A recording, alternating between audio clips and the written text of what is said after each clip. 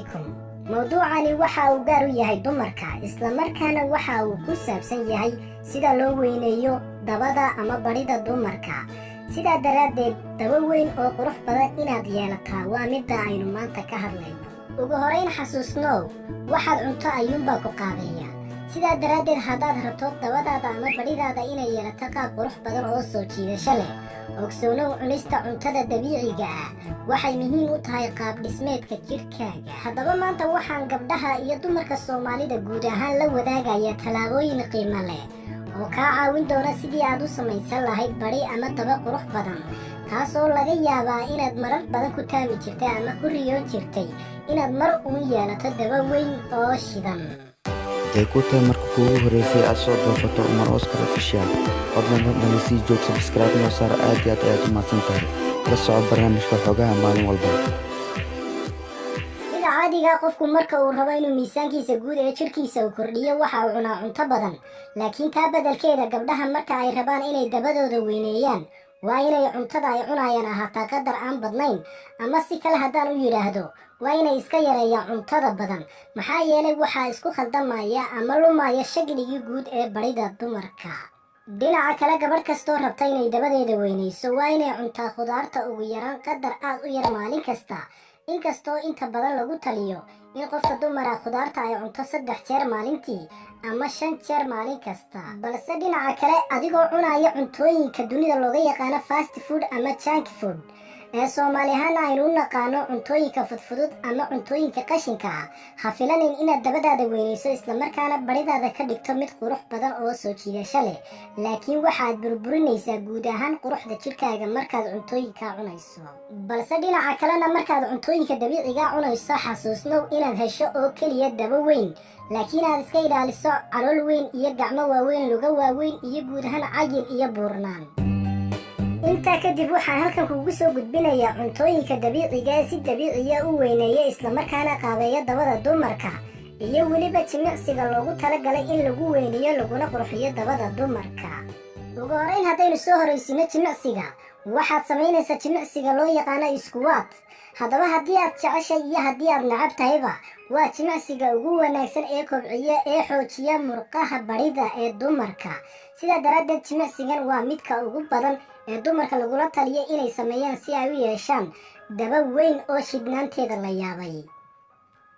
dhinaca kalena, waxaad samaynaysaa nooca jimicsi ee isagana loo yaqaano hip thrust. sidaa darteed, dumarka qaar waxa ay leeyihiin waxa uu ka wanaagsan yahay jimicsiga aynu ka soo hadalnay ee loo yaqaano squats. sababta ay ku andacoonayaanna waxay tahay waxa uu ka shaqaysiiyaa isla markaana xoojiyaa murqaha barida ee dumarka, sidaana waxa uu ku siiyaa dumarka bari degdega oo weyn. geesta kalena, jimicsiga loo yaqaano glute bridges ayaa isaguna ka mid a waxyaabaha dumarka daba weyn u yeela. haddaba jimicsigani waa hordhac weyn oo la sameeyo inta aan la bilaabin jimicsigii hore ee aynu ka soo hadalnay ee loo yaqaano hip thrust. sidaa darteed, in badan lama sii wado marka jimicsigan la samaynayo, laakiin gabadhu marka ay doonayso inay daba weyn yeelato waa inay jimicsigan samaysaa qadar xoogaya. dhinaca kalena, waxaa jira jimicsiga loo yaqaano glute kickbacks. haddaba jimicsigani waa midka keliya ee soo kuusa dabada dumarka, sidaa darteed gabdhuhu waxa ay dareemaan kalsooni, gaar ahaan marka ay jimicsigan sameeyaan, maxaa yeelay waxay arkayaan dabadii oo weynaatay isla markaana adkaatay. waxaa kaloo jira jimicsiga loo yaqaano lunge. haddaba jimicsigani waa mid ka mid a jimicsiyada ugu wanaagsan ee dumarku ay dabada ku adkeeyaan isla markaana u yeela daba weyn. sidaa darteedna, jimicsigan ood inta badan samaysaa waxa uu kaa caawinayaa inaad gaadho riyadaadii ahayd inaad mar uun aragto dabadaada oo weyn isla markaana qaab iyo qurux leh. iminkii haatana, haddii aad ka mid tahay gabdhaha raadinaya daba weyn oo qurux badan, ku soo dhawow cuntooyinka dabiiciga ee kaa caawinaya inaad yeelato daba weyn. ukunta ama beedka. ukunta waa mid ka mid a qaababka ugu wanaagsan uguna caafimaadka badan oo kaa caawin kara in dabadaada weynaato, waana mid aad u fiican oo tamar laga helo oo gacan ka geysanaysa xoojinta hawshaas.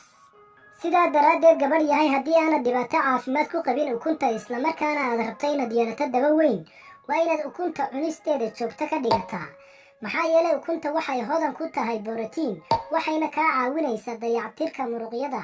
cunista ukunta ama beedkana waxaa ugu wanaagsan in la cuno subaxdii si ay kaaga caawiso inaad awood u hesho maalinta oo dhan iyo xilliga aad shaqaynayso. lowska ayaa isaguna ka mid a cuntooyinka dabada dumarka weyneeya, maxaa yeelay lowska waxaa laga helaa oo ku jirta dufan wanaagsan iyo borotiin badan. wuxuuna lowsku kaa caawinayaa inuu hoos u dhigo heerka baruurta, islamarkaana dabadda keeno oo uu soo saaro qaab dhismeedka guud ee baridaada.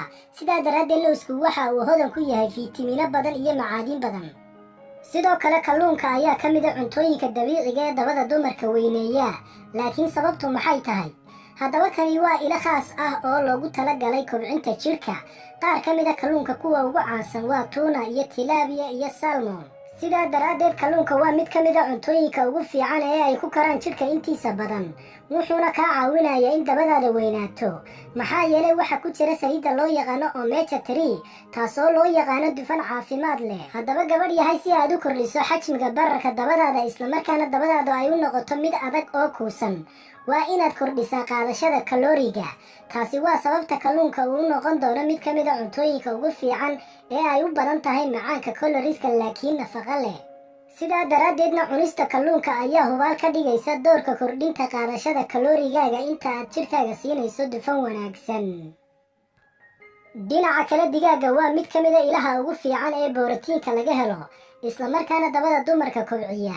haddaba waxaa loo diyaarin karaa qaabab kala duwan, kaas oo ka dhigi doona cunto aad u wanaagsan oo loogu talagalay kuwa doonaya inay kordhiyaan qaadashada kalooriga. sidaa daraaddeed digaaga waxaa ku jirta borotiinkaasoo faa'iido u leh korriimada xubnaha jidhkaaga.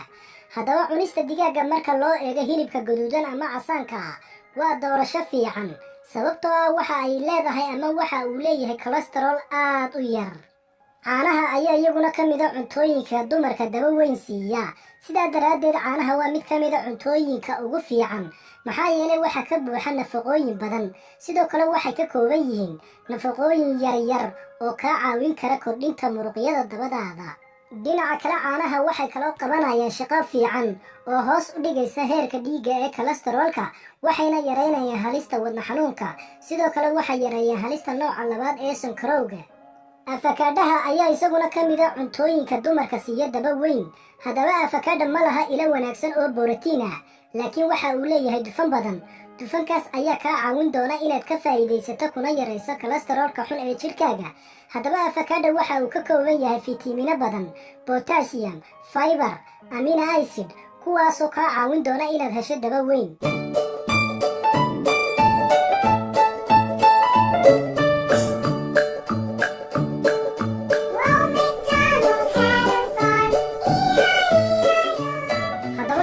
markaad rabto inaad dabadaada weynayso waxaad u baahan tahay xaddi aad u badan oo borotiina, kuwaasood ka heli karto cuntooyinkaaga si aad xajmiga dabadaada u kordhiso ama u weynayso. sidaa daraaddeed hilibka shiilan ee loo yaqaano steega waa ilo aad u xoog badan oo laga helo borotiinka, islamarkaana waxa uu kordhiyaa cabirka dabada.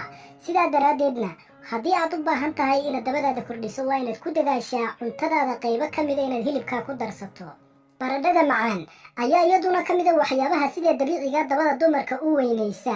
haddaba halkii aad ka cuni lahayd waxyaabo daqiiq ka samaysan, waa inaad cuntaa kaalari nafaqo leh kaasood ka helayso baradhada macaan. baradhada macaana waxay kaa caawinaysaa inaad hesho daba weyn oo kuusan oo weliba adag. khudaarta cagaaran ayaa iyaduna ka mid a waxyaabaha dabada dumarka weyneeya, laakiin dhinaca kale haddii aad ka fakaraysa in khudaarta cagaarani ay miisaankaba kaa ridayso, taasi waa khalad.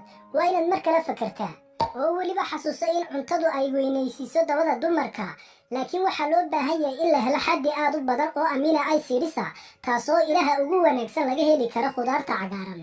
sidaa darteed khudaarta cagaaran kuwa ugu wanaagsan eed ka qaadan karto waxaa ka mid a tamaandhada, midhaha loo yaqaano baari, qajaarka, barakooliga iyo brussels sprout midka loo yaqaano.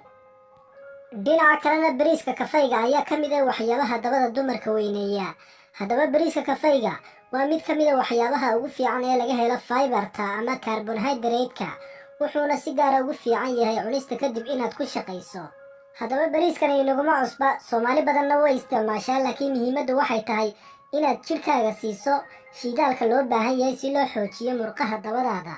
dhinaca kalena bariiska kafayga waxa uu wanaagsan yahay caafimaadka wadnaha, geesta kalena waxa uu qani ku yahay maadada loo yaqaano selenium, sidoo kalena waxa uu qani ku yahay maadada loo yaqaano magnesium. wuxuu kaloo bariiskani hoos u dhigaa khatarta cudurka sonkorta, sidoo kalena waa bariis u wanaagsan caruurta yaryar oo la sii karo xilliga ay yaryar yihiin. sidoo kalena waxa uu nidaamiyaa kolestaroolka, sidoo kalena waxa uu la dagaalamaa cudurka kansarka.